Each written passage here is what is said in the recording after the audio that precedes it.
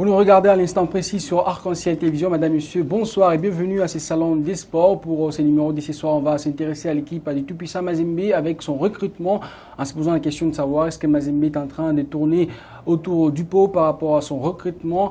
Et aussi en seconde partie de l'émission, on va parler des interclubs de la CAF avec les affiches des demi-finales qui vont se jouer déjà le vendredi, les samedis et les dimanches prochains. Et pour en parler, Guy Félicien Kalinga nous fait l'amitié d'être avec nous ce soir. Bonsoir Guy. Bonsoir Merveille, je vais également bonsoir à tous ceux-là qui nous regardent sur Arc-en-Ciel Télévision. Bonsoir à vous aussi Christian qui est là pour être là dans l'émission Salon des Sports. Bonsoir Merveille, bonsoir également à tous ceux qui sont branchés pour suivre Salon des Sports. Alors on va commencer ce Salon des Sports tout naturellement avec la rubrique Réponse directe et derrière c'est indicatif.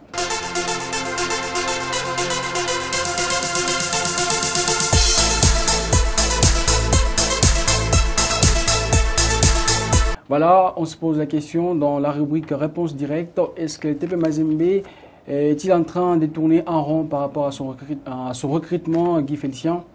Oui. Christian? C'est vraiment du théâtre. Voilà, on va suivre d'abord cet élément en rapport avec Trésor Poutou qui a aussi déclaré, qui a parlé par rapport au recrutement du tout-puissant Mazembe. Il a dit que ce n'est pas professionnel ce qui se passe dans l'équipe du tout-puissant Mazembe. C'était dans une interview qu'il a accordée à Gilit Koba, journaliste de Kyondo Télévision. Pour le moment, on a recruté joueur à mon côté.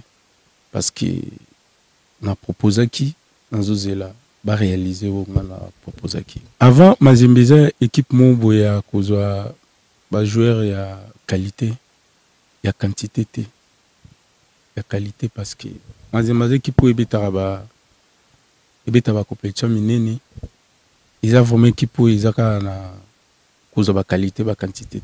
Onions nazomona onions zolobaniza ba quantité peut-être ba meilleur joueur Afrique parce que les équipes où ils bêta compétition il y a au niveau faut recruter ba meilleur joueur Afrique et puis ba meilleur joueur championnat de Bissau Congo total Arsenal Manchester City na limite que ba volontaire jamais ba sala ba transfert ba joueur aza capable au bêta ndé mono Mazembe face à recrutement ba joueur ba capable ba bêta. Il y a des joueurs qui sont talatés. Si on a total, on a. Tout le monde a une équipe, ils ont continué. Facile. Tu en as besoin. Facile. Voilà, Guy Félicien Kalinga, Mazembe, vraiment en rond. Comment expliquez-vous votre argument par rapport à ça? Bon, je pense que si on fait un petit bilan sur les recrutements des 3 ou 4 dernières années, on va se rendre tous compte que le recrutement n'a pas réussi. Or, les mêmes méthodes, les mêmes pratiques continuent à être faites jusque maintenant. C'est ce qui m'amène à dire que effectivement Mazembe est en train de tourner autour du pot. Donc il y a des recrutements qui se font un peu en désordre. On ne sait pas effectivement qui prend la charge des recrutements. On vient de suivre là Trésor Mputu qui est également recruteur au sein du tout-puissant de Mazembe, qui s'étonne des choses qui sont faites au sein de l'équipe où il doit avoir la maîtrise. Donc finalement, on voit le président de la coordination de supporters s'occuper pratiquement des recrutements des joueurs. C'est ce qui m'amène, moi, personnellement, à conclure que Mazembe est en train de tourner autour du pot. Christian, ici, là, les théâtres que vous évoquez par rapport au recrutement de Mazembe, c'est à cause des moyens ou bien le problème de la politique sportive à prendre en compte pour continuer à être dans une stature africaine bien confortable? Par rapport d'abord à la politique sportive qui a changé, parce que ce n'est pas quand même dans une formation comme Mazembe, on peut commencer à recruter en faisant des essais. C'est vraiment grave et déplorable, étant donné que cette formation de Mazembe prépare une très grande compétition africaine. Il s'agit bien évidemment de la Super League africaine, parce qu'on va retrouver dans cette compétition des très grandes équipes, des équipes qui enviaient Mazembe à l'époque, parce que Mazembe pouvait, n'est-ce pas, jouer face à des équipes brésiliennes et battre ces équipes-là. Et aujourd'hui, Mazembe tourne en rond, en train de faire des histoires, et on se pose la question aujourd'hui, qui est les recruteurs au sein de cette formation de Mazembe, qui recrutaient avant, dans les années 2009, 2010, 2010 ou 2015 et qui recrute actuellement parce qu'il y a de sérieux problèmes. On nous a annoncé l'arrivée de 3 Libanais. Ils sont venus en essai au sein de cette formation de Mazembe. Ils sont repartis. Et après, c'est un autre Libanais qui revient pour l'essence de cette formation de Mazembe. Pourquoi ne pas donner un peu de moyens à Lamine Ndiaye de piocher des joueurs dans des équipes comme Génération Foot du Sénégal, dans des équipes comme ASEC Mimosa, parce qu'aujourd'hui, chez Mazembe, on recrute même un joueur parce que lors des matchs, ce joueur avait marqué face à Mazembe. C'est vraiment déplorable. Et le cas, je parle de Wilfried Nkaya, lui qui avait marqué face à Mazembe lors de la manche retour. C'est presque un gâchis, on va dire. Hein. Voilà. Et pourquoi on l'a recruté? Parce qu'il avait marqué face à Mazembe. Moi, je pense qu'ils doivent chercher à changer la politique sportive parce que s'il y a de moyens, donner des moyens à l'entraîneur, soit à ceux qui recrutent les joueurs, d'aller piocher 2 ou 3 joueurs pour permettre à cette formation de Mazembe de préparer la saison prochaine parce que ça fait au moins 3 ou 4 saisons que Mazembe ne se retrouve pas, même en Coupe de la Confédération, même aussi en Ligue des Champions de la CAF. Et donc c'est vraiment déplorable. Pourquoi? Parce qu'ils sont en train de prendre beaucoup de joueurs et caractérisés par l'égoïsme et ne pas les utiliser et ne pas leur donner la chance. On ne sait pas si c'est le problème de Mazembe par rapport à ces joueurs-là, soit c'est les joueurs eux-mêmes parce qu'ils sont habitués à recruter avec beaucoup de bruit et aujourd'hui ça ne rapporte rien. Et donc moi je pense qu'ils doivent changer leur politique et donner à une seule personne la tâche de recruter les joueurs, mais pourquoi pas donner aussi à l'entraîneur cette tâche-là parce que ça peut arriver. C'est lui quand même le technicien, c'est lui qui a justement de bons joueurs pour conduire cette formation de Mazembe. Une question à vous Guy Félicien, est-ce que Mazembe ne fait pas confiance à Lamine Ndiaye, lui qui est venu pour voilà, on va dire redonner notre mine à Mazembe, mais on sent que dans le recrutement il n'a pas la même mise. Bon, ça dépend de la politique de l'équipe. Hein. Ce qui est bon, sous d'autres cieux, on voit certains entraîneurs qui sont en même temps managers. Ça veut dire qu'ils s'occupent aussi des recrutements. Et dans d'autres équipes, notamment le Paris Saint-Germain, il y a un directeur sportif. C'est lui qui répond des recrutements de l'équipe. Mais au sein de l'équipe de Mazembe, je ne sais pas. C'est quelques politiques qu'ils ont adoptées. Parce qu'il y a même un directeur sportif dans Mazembe, Jean-Claude Loboko. Bon, mais ce que nous voyons, tous ceux-là sont presque mis à côté. C'est plus le président de la coordination qui est en vedette, le président de la coordination des supporters qui est en vedette ce dernier temps, alors qu'on devrait plus voir les techniciens, comme Jean-Claude Loboko, comme vous l'avez dit, ou même Lamine Ndiaye qui est venu au sein de l'équipe. Et donc là, c'est plus une autre personne qui n'a pas qualité, qui n'a pas expertise, qui le fait. Bon, je ne sais pas, mais selon ce que j'ai vu, hein, c'est comme si tous ces 2 techniciens sont mis à côté, alors qu'on connaît tout ce qu'ils ont comme qualité, tout ce qu'ils ont comme talent. Lamine Ndiaye a sillonné du côté de l'AS Léopard, de Dolezi, il a été à Oroya, où il a même bâti une bonne équipe. Ils ont joué autant de fois des quarts de finale. Et donc, c'est quelqu'un qui a quand même une expérience au sein du continent africain. Donc, il pouvait bien piocher quelques joueurs, comme Kissela l'a dit, ce n'est pas du côté du Sénégal, où il y a des équipes qui sont en train de monter, hein, de la Côte d'Ivoire, des équipes qui montent, mais qui n'ont pas la trempe de Mazembe, où Mazembe peut aller piocher des jeunes joueurs qui peuvent venir apporter un sang nouveau au sein de l'équipe de Mazembe. Mais malheureusement, ce que nous constatons, c'est qu'ils sont mis de côté. Alors, ce qui était important à l'heure actuelle, c'est leur donner cette responsabilité, cette charge, afin qu'ils puissent répondre de leur recrutement au cas où les résultats ne sont pas bons. Bon, si c'est plus le président de la coordination qui s'occupe de ça, au cas où les résultats ne sont pas bons, va-t-on, oui ou non, condamner les entraîneurs ou les techniciens, ou la charge va revenir à qui? Donc, je pense qu'il est temps que Mazembe, la Super League n'est pas encore là, puisse réorganiser les choses. Et donc, le recrutement des joueurs fait partie, la cellule de recrutement pratiquement, ça fait partie des cellules les plus importantes des équipes. C'est toute une équipe, c'est des techniciens réunis qui font beaucoup de temps à scouter des joueurs. Il y a des joueurs qu'on a recrutés dans certaines équipes pour les avoir suivis pendant plus de 2 ans. Donc il y a des gens qui sont là pour suivre les mouvements des joueurs, ça et là. Et donc c'est l'une des cellules, comme je le disais, qui sont très importantes au sein des équipes. Mais ce que nous voyons au sein de l'équipe de Mazembe, c'est vraiment de l'amateurisme. Hein.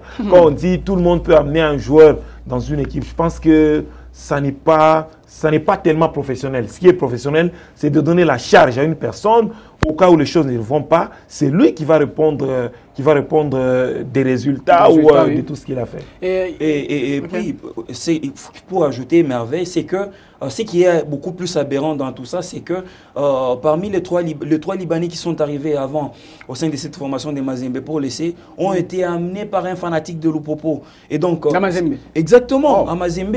Et ça, comment se fait-il que c'est un fanatique de Lupopo qui peut amener le joueur au sein de cette formation de Mazembe au lieu de les amener chez Lupopo? Et Mazembe accepte quand même de tester ces trois joueurs au sein de cette formation. En tout cas, je m'inquiète vraiment pour la suite de ces recrutements de cette formation de Mazembe. Prenons l'exemple. Aujourd'hui, il y a Baleke qui est parti du côté de Simba, de la Tanzanie justement. Est-ce qu'il y a de mauvaises conditions au sein de cette formation de Mazembe? Là, je ne sais pas pourquoi, parce que Baleke était au sein de cette formation de Mazembe, il est parti à Simba de la Tanzanie et il est en train de se comporter très bien de ces côtés-là. Est-ce que Mazembe met dans de mauvaises conditions ses joueurs actuellement? On ne sait pas. Et donc, ils doivent revoir la politique sportive pour leur permettre d'aller de l'avant et pour d'évoluer, parce que la Super League, mon cher, ça nous réserve beaucoup de surprises, parce qu'il y a des équipes comme Mélodie, il y a des équipes comme Simba. C'est vrai, Mazembe a quand même l'habitude. Voilà, Mazembe a l'habitude de battre des équipes comme Simba à l'époque. Est-ce que Mazembe sera en mesure de battre cette formation des Simba aujourd'hui? Parce qu'il y a encore des difficultés. Voilà, il y a des difficultés en aller comme retour d'ailleurs. Il y a des difficultés au sein de cette formation de Mazembe. Moi, je pense que c'est le temps de tout faire pour qu'ils puissent trouver des solutions palliatives par rapport à ça. Une autre question par rapport à la brèche que vous avez ouverte par rapport à Jean Baleke. On sent que le problème d'intégration dans Mazembe, c'est aussi vraiment un gros problème, parce qu'il y a des jeunes qui viennent de la KFA, des Don Bosco et des autres équipes pépinières de Mazembe, mais quand ils arrivent dans Mazembe, ils disparaissent. Bien, il y a beaucoup de réalités au sein de cette équipe, d'autres qui sont extrêmement sportives. Okay. Malheureusement, on ne peut que faire avec. Moi, je pense que pour Baleke, c'est un garçon en qui on n'a pas donné tellement beaucoup de confiance. Parce qu'au moment où il est arrivé, il y a eu au même moment beaucoup d'avance. Donc il fallait tester celui-ci, il fallait l'autre. Bon, ils étaient nombreux. Mais je pense qu'on lui a donné beaucoup de confiance au sein de l'équipe de Simba. On lui a fait confiance, on lui a donné beaucoup de temps de jeu. Voilà, il a éclos, il est en train de briller. Je pense que c'est aussi une occasion pour Mazembe de se faire quand même une petite remise en question. Je suis d'accord avec vous. Vous avez un joueur, chez vous, il ne brille pas, mais il va briller ailleurs. Il y a des questions vraiment à se poser. Qu'est-ce qui ne va pas? Qu'est-ce qui fait que c'est la même personne que nous avions, mais quand elle va ailleurs, elle va briller? Et donc, cette histoire d'intégration, surtout des difficultés extrasportives, hein, ça ronge beaucoup l'équipe de Tout-Puissant Mazembe. Vous avez appris récemment qu'il y avait autant de clans. Il y avait un clan de Quinois, ceux-là qui étaient pour je ne sais quel féticheur. Il y avait un autre camp qui était celui des joueurs de Lubumbashi. Il y avait un autre camp des expatriés. Donc je pense qu'avec un vestiaire divisé, l'équipe ne peut pas briller. Les joueurs ne peuvent pas donner le meilleur d'eux-mêmes. Mais quand dans une équipe, il y a l'union, il y a l'unité, il y a un même esprit, les fighting spirits, je pense que c'est ça qui fait à ce que finalement Jean Baleke Otos puisse éclore du côté de Simba Sporting Club de la Tanzanie. Un joueur qui joue la Ligue nationale de football, qui évolue dans la jeunesse sportive de Kinshasa, où il arrive à marquer 14 buts, mais quand il vient dans une grande équipe comme le Tout-Puissant Mazembe, où les conditions sont un peu plus améliorées qu'à la jeunesse sportive de Kinshasa, il ne sait pas briller. Donc il y a beaucoup de questions à se poser quant à ça. Et donc je pense qu'il est dans un prêt, heureusement. Et donc si Mazembe veut le récupérer, il peut toujours le récupérer parce qu'il a été seulement prêté à l'équipe de Simba Sporting. Pensez-vous que s'il revient dans Mazembe, il va continuer à éclore comme il est fait avec Simba Sporting Club de la Tanzanie? moi, à sa place, je demande à la direction de Mazembe de les laisser au moins évoluer au sein de cette formation de Simba, parce que venir chez Mazembe, c'est encore perdre du temps. Il y a des joueurs comme Jafte Kitambala, il y a des joueurs comme Alex Ngonga, il y a beaucoup de joueurs, des avant-centres au sein de cette formation de Mazembe. Est-ce qu'il aura la possibilité d'avoir une place de choix au sein de cette équipe? Je ne pense pas. Moi, je pense que c'est le moment pour lui déjà d'entrer en contact avec le comité dirigeant de Mazembe, de le laisser encore au sein de Simba. Question pour lui d'avoir beaucoup plus de temps des jeux. Peut-être qu'il pourra en revenir à un autre moment pour évoluer encore avec cette formation de Mazembe. Parce que chez Mazembe, ils sont en train de recruter d'autres joueurs. On ne sait pas qui vont arriver. Le Libanais qui est arrivé en début de semaine, c'est un attaquant aussi. On ne sait pas si c'est un avant-centre. Et donc, reprendre encore Baleki aujourd'hui, c'est vraiment le faire perdre le temps. Là-bas, il est très content. On lui donne le temps de jouer, de s'exprimer sur le terrain et de montrer de quoi il est capable. Moi, je pense que c'est le moment de le laisser un peu là-bas. Voilà, on va continuer, nous, avec notre émission des Salons des Sports. On va parler maintenant Interclub de la CAF avec les affiches des demi-finales. D'abord, en Ligue des Champions, on aura des affiches vraiment très alléchantes avec, premièrement, le match Al-Arli d'Égypte qui sera en train de matcher le Raja de Casablanca, Guy Félicien, un match aux allures d'une finale. Bien sûr, parce que le National ainsi que le Raja, c'est parmi, d'ailleurs, le National, c'est l'équipe la plus titrée d'Afrique, mais quand on regarde le Raja aussi, c'est une équipe qui a glané des Ligues de Champions au niveau africain. Le football marocain il est en train de monter en puissance. Et chaque fois que ces deux équipes se rencontrent, il y a des étincelles en l'air parce que le football du Maghreb, vous savez dans quelles conditions il se joue. C'est vrai, actuellement là, le football égyptien et celui marocain, c'est au top. Et donc on ne peut que s'attendre à une affiche vraiment alléchante, avec notamment l'équipe du National Ali qui a eu des petites difficultés en phase de groupe, parce qu'ils ont perdu des rencontres, notamment face à Al-Hilal en Durman. Je pense dans la dernière saison, lors de la dernière journée, ils ont pris leur revanche devant l'équipe chère à Florent Ibenge, 3-0. Et donc c'est au forceps qu'ils se sont qualifiés. Mais c'est une équipe qui, moi je me dis, qui s'améliore au fur et à mesure que la compétition évolue. Et donc plus on s'approche vers la coupe, vers les titres, c'est une équipe qui se métamorphose, c'est une équipe qui psychologiquement elle est très très forte, parce qu'on a vu même lors de la précédente étape où ils ont gagné 2-0 déjà. 2-0 au match aller à la GSK. À GSK, et puis 0 but partout au match retour. Ils se sont qualifiés. Et donc ce sont des équipes, comme je le disais, plus le moment il est crucial, plus sa métamorphose, elle se transcende.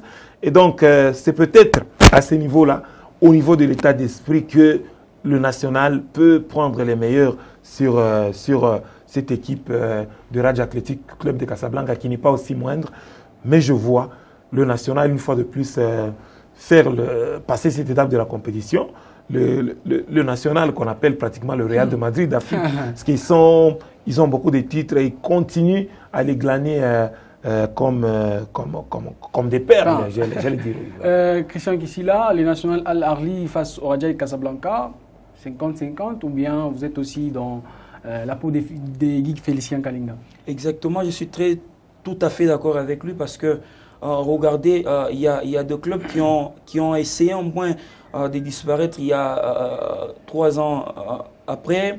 Il y a notamment la formation de Al-Ali, il y a la formation de Mazembe, il y a des équipes comme Zesco de la Zambie qui ont, pourquoi pas Zamalek d'Égypte, qui ont essayé au moins de disparaître en interclub de la CAF par rapport à la Ligue des Champions ainsi que la Coupe de la Confédération. Mais j'ai été vraiment surpris cette saison par cette formation de Al-Ali, parce qu'ils ont vraiment travaillé. Regardez, à l'époque, on pouvait voir des formations comme Mazembe, Al-Ali arriver dans les derniers carrés de cette Ligue des Champions. Et il y a 3 ans passés, ce n'était pas le cas avec cette formation de Al-Ali qui avait connu de problèmes. Mais aujourd'hui, j'ai eu quand même la chance de suivre du début à la fin, du début de cette formation. Voilà. Et donc, c'est une très bonne chose de voir cette formation revenir encore en demi-finale. Et pourquoi pas revenir côté cette Ligue des Champions. Ça va leur faire plaisir, parce qu'ils ont eu des problèmes lors de la phase de groupe. Et donc, comme chaque équipe qui se fait grande, au niveau de à cette étape de la compétition, on est sûr qu'il ait remporté la coupe. On ne préfère pas laisser des chances à l'adversaire parce que cette formation a bu quand même de l'eau face à l'équipe de Mamelodi Sundowns lors de la phase de groupe. Quand même, ils se sont rachetés pour revenir battre l'équipe notamment de Florent Ibenge pour se qualifier. C'est une très bonne chose de leur côté. On espère qu'ils vont arriver en finale, pourquoi pas remporter cette Ligue des Champions. Notre demi-finale ne sera pas la moindre, ce sera face entre le Wydad Athletic Club de Casablanca qui sera en train de matcher l'équipe de Mamelodi Sundowns, la seule équipe de l'Afrique subsaharienne. On peut dire que c'est quand même une bonne représentation pour l'Afrique noire. Bien sûr, hein, j'aime beaucoup cette équipe. Hein. J'aime beaucoup parce que quand on va la regarder jouer, il y a du beau jeu. Ils ont des bons joueurs qui marquent beaucoup de buts. À l'instar de Peter Chalalide, le Namibien, l'avant-centre de Mamelodi Sundowns que j'ai suivi personnellement, qui fait des merveilles de ce côté-là, voilà. Même dans la sélection nationale namibienne, parce que c'est le meilleur joueur. C'est lui qui a fait en sorte que actuellement la Namibie soit dans une bonne posture pour se qualifier pour la prochaine Coupe d'Afrique des Nations. Et donc, c'est une équipe inarrêtable qui a pratiquement balayé tout sur son passage. Mais là, ça sera quand même un challenge un peu différent parce que le Wydad Athletic Club de Casablanca, c'est quand même le détenteur de cette Ligue des Champions. Même si un peu avant, ils ont eu aussi du mal à se qualifier face à Simba. Parce qu'il a fallu aller à l'étape des tirs au but pour voir le Wydad Athletic Club de Casablanca se qualifier pour la prochaine étape. Et donc, ça sera difficile, hein, pour le WAC notamment, parce que Simba, c'est quand même une équipe de l'Afrique subsaharienne qui n'est pas au même niveau que Mamelodi Sundowns, mais le WAC a eu quand même du mal à se défaire de Simba Sporting Club. Et donc, je pense qu'il y a une difficulté, risque de revenir devant le Mamelodi Sundowns. Je l'ai dit, c'est vraiment une machine inarrêtable. Au-delà du fait qu'ils sont bons collectivement, il y a aussi des individualités, je l'ai dit, qui sortent de l'eau, oui, qui peut à lui seul marquer 2 ou 3 buts. Et donc, comme je l'ai dit pour le national, Mamelodi Sundowns a quand même un petit bouton de plus, hein, devant le Wydad Athletic Club de Casablanca, même si je reconnais quand même qu'ils sont détenteurs du titre. Ils viennent du Maroc. On sait que le football du Maroc se porte aussi bien ces derniers temps, mais s'il faut que je puisse, par rapport aux statistiques, pratiquement, je donne le Mamelodi Sundowns un peu favori dans cette double confrontation. Ici, là, Mamelodi Sundowns, la bonne représentation de l'Afrique subsaharienne, parce qu'il y a 3 équipes de l'Afrique du Nord. On peut croire en cette équipe-là. Exactement. D'ailleurs, selon moi, c'est l'équipe africaine très en forme cette saison en interclub de la CAF en Ligue des Champions. Et moi, je pense que voir cette équipe remporter la Ligue des Champions, ce serait une très bonne chose et nous serons représentés valablement en ce qui concerne la Coupe du Monde de club parce que cette équipe est passée par de grandes formations lors de la phase des groupes. J'ai cité notamment Al-Ali d'Égypte, il y a des équipes comme Al-Hilal, l'Omdurman du Soudan.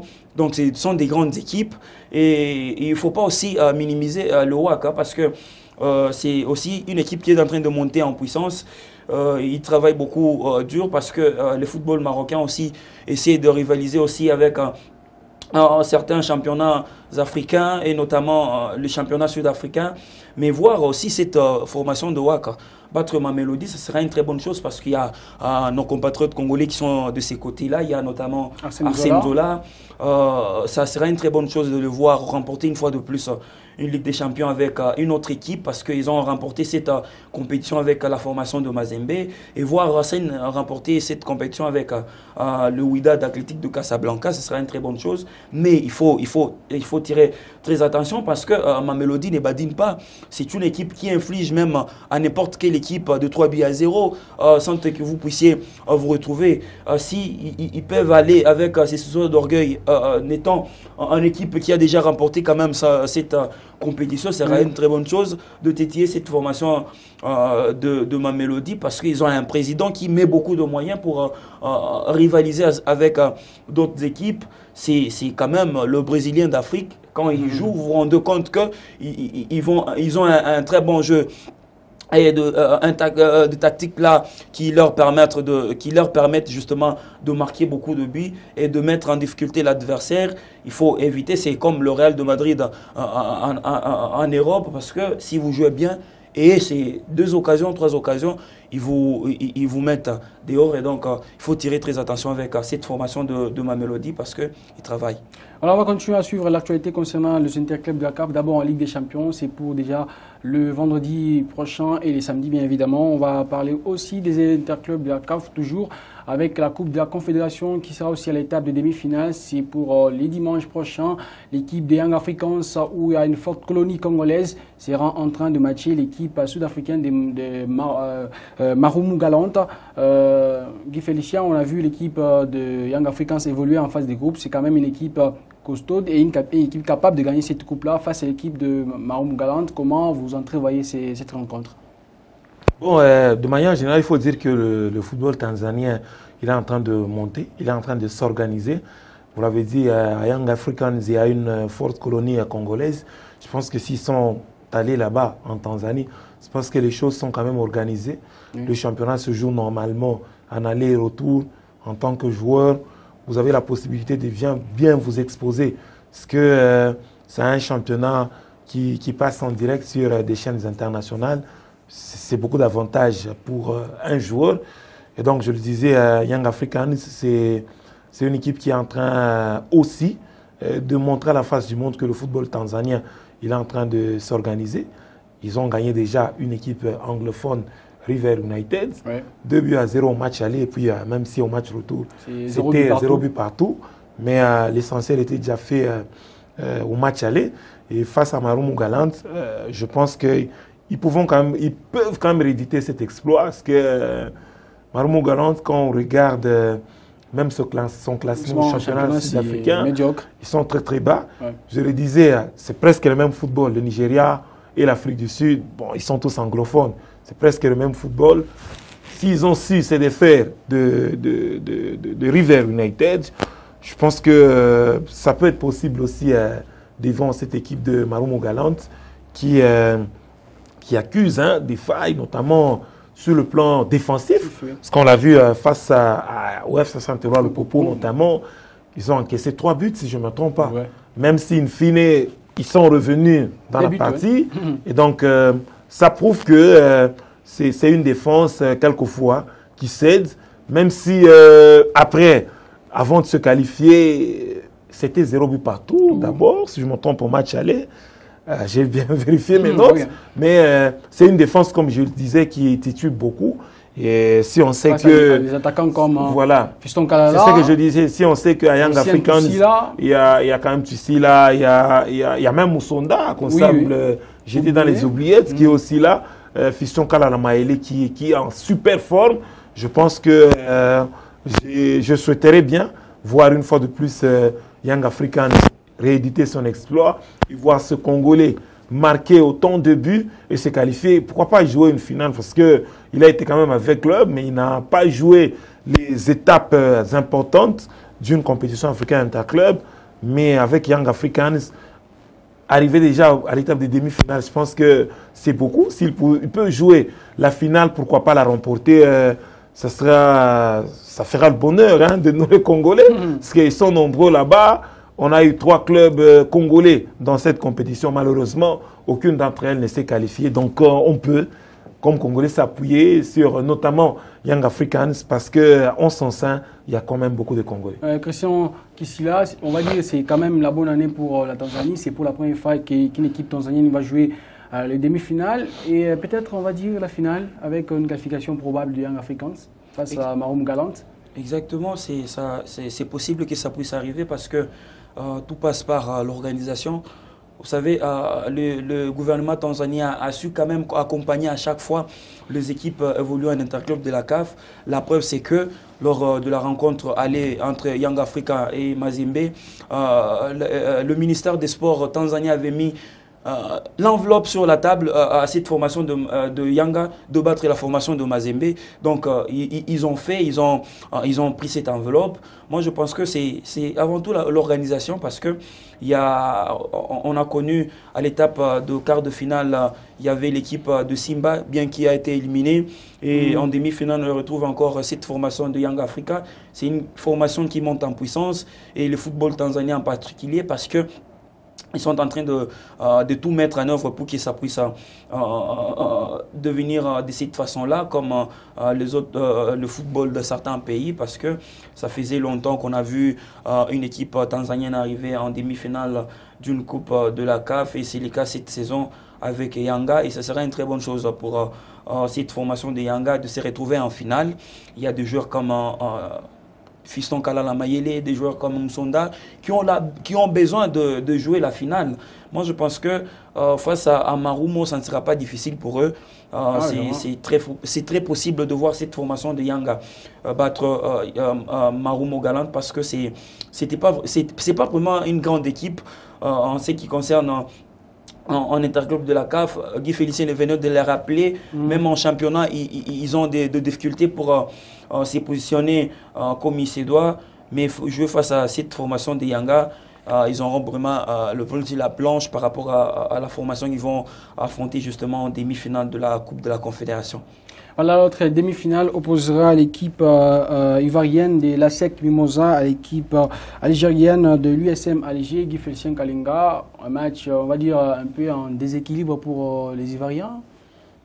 Oui, hein, sur le papier, c'est comme ça, parce que l'USM Alger a joué quand même des étapes importantes de cette compétition. Mais il faut rappeler que l'ASEC Mimosa, c'est aussi une grande équipe qui a quand même disparu. Parce que dans le format actuel que nous avons de la Ligue des Champions, si je me trompe, ça va être la première équipe qui avait remporté la Ligue des Champions dans ce format que nous avons, pas celui de Coupe d'Afrique des clubs champions. Et donc c'est aussi un ancien champion de la Ligue des Champions, mais à un moment, ils avaient disparu. Ils se sont plus focalisés sur la formation de joueurs. Quand ils quittent l'académie, ils vont déjà en Europe. Mais là, on sent que les intentions commencent à changer petit à petit. On a besoin de gagner aussi sur le plan africain. Sur le plan africain. Et donc, c'est une équipe qui s'organise aussi bien, qui est très très bien organisée avec des joueurs jeunes, avec beaucoup d'ambition. On ne pouvait pas le penser, on ne pouvait pas croire qu'ils peuvent aussi atteindre cette étape de la compétition. Ils ont évolué dans le même groupe que le Daring Clémentin Pembe. Oui. Ils s'en sont sortis à indemne. Et là, ils sont en train de progresser. Je pense que c'est des modèles que certaines équipes congolaises doivent prendre l'organisation. Ce qui est bon, les comparer à certaines équipes congolaises, il n'y a même pas photo, notamment en termes de moyens. Mais là où ils dépassent, c'est seulement au niveau de l'organisation. Et donc, ils ont des équipes des jeunes. Ceux-là qui se distinguent, ils sont récupérés dans les équipes premières. C'est pratiquement ça qui fournit la première équipe. Ce sont les académies qui fournissent la première équipe d'ASEC Mimosa. Et donc, sur le papier, je suis d'accord avec vous, entre l'USM Alger et l'ASEC Mimosa, il n'y a pas photo. L'USM est bien parti pour gagner cette demi-finale. Mais attention aussi avec ces jeunes d'ASEC qui sont en train de revenir avec plein d'ambition sur le continent africain. Christian Kissila, vous voyez aussi de cet œil-là, cette rencontre USM Alger et ASEC Mimosa, une équipe basée sur la jeunesse, alors que l'USM, c'est dans le pragmatisme, c'est gagner et être vainqueur. En tout cas, dire que ça sera facile à USM Alger de battre ASEC Mimosa, je m'inscris en faux parce que j'ai suivi jalousement cette formation d'ISM face à la formation de Lupopo. En tout cas, c'est une équipe qui ne peut pas quand même mettre vraiment en difficulté cette formation d'ASEC Mimosa parce que c'est une formation qui s'est beaucoup plus basée sur la formation des jeunes et une formation qui donne à tout moment de résultats au sein de cette formation parce que à l'époque, ils jouaient pour gagner des titres et à un certain moment, ils se sont basés beaucoup plus sur la formation des jeunes et les envoyaient en Europe. Cette fois-ci, ils ont jugé bon de jouer aussi pour l'équipe, de permettre aussi à l'équipe de gagner de moyens parce que quand ils forment de joueurs, de jeunes, ils dépensent beaucoup de moyens. Il faut mettre dans de bonnes conditions ces jeunes-là pour qu'ils puissent s'exprimer et avoir cette formation de la plus belle de manière et repartir en Europe. Et aujourd'hui, ils ont besoin aussi de se retrouver en demi-finale. Et jouer la finale, c'est une très bonne chose pour eux parce que c'est que c'est parmi de grandes équipes que nous avions connues en Afrique, qui a quand même disparu à un certain moment. C'est le cas aussi comme des équipes comme Enyimba Daba de Nigeria. Ils se sont calés beaucoup plus sur la formation des jeunes. Et cette fois-ci, ils ont maintenant la volonté et l'envie de jouer face à de grandes équipes et pourquoi pas remporter la Coupe de la Confédération. C'est une très bonne chose. C'est possible de titiller cette formation de SM Alger, mais c'est quand même difficile parce que c'est quand même une formation de football qui joue dans un championnat bien organisé, une équipe aussi organisée avec de moyens. Moi, je pense que ça sera du 50-50 entre cette formation d'Isman ainsi que la formation d'Asec Mimosa de la Côte d'Ivoire parce qu'ils évoluent quand même dans un championnat où on met beaucoup de moyens, un championnat médiatisé qui passe même sur le numérique. Et donc, c'est une très bonne chose pour eux. On espère qu'on aura une très belle rencontre entre cette formation d'Isma et Asec Mimosa. Voilà, on va continuer à suivre ça. On va vous donner les rendez-vous complets par rapport aux interclubs de la CAF en Ligue des Champions. L'équipe de Al Ahly sera en train de matcher le Raja Casablanca. Le Wydad Athletic Club de Casablanca matchera l'équipe sud-africaine de Mamelodi Sundowns. C'est pour la Ligue des Champions, pour ce qui est des demi-finales. Et en Coupe de la Confédération, l'équipe de Young Africans matchera les Sud-Africains de Maroum Galante, alors que l'ASEC Mimosa sera en train de matcher l'équipe de USM Alger, ce qui est pour les demi-finales de la Coupe de la Confédération. On va vous dire merci pour votre participation, Guy Félicien Kalinga, à l'émission. Merci Merveille, également merci à tous ceux-là qui nous ont regardés. Merci à vous, Christian Kissila, pour la participation. Merci Merveille, merci également à ceux qui nous ont suivis. En tout cas, je présente mes excuses à tous les téléspectateurs pour la voix. On est vraiment dérangé par la toux et donc au prochain numéro, on va tout faire pour que nous puissions avoir la bonne voix. Merci. Et merci aussi à vous, les téléspectateurs de Salon des Sports et aussi de Arc-en-Ciel Télévision. On va se retrouver le mardi prochain pour un autre numéro et aussi d'autres sujets brûlants d'actualité sportive pour débattre dans ces Salons des Sports. Mais jusque-là, vous pouvez nous suivre sur notre chaîne YouTube Arc-en-Ciel RTV. On va bien se retrouver. Salut.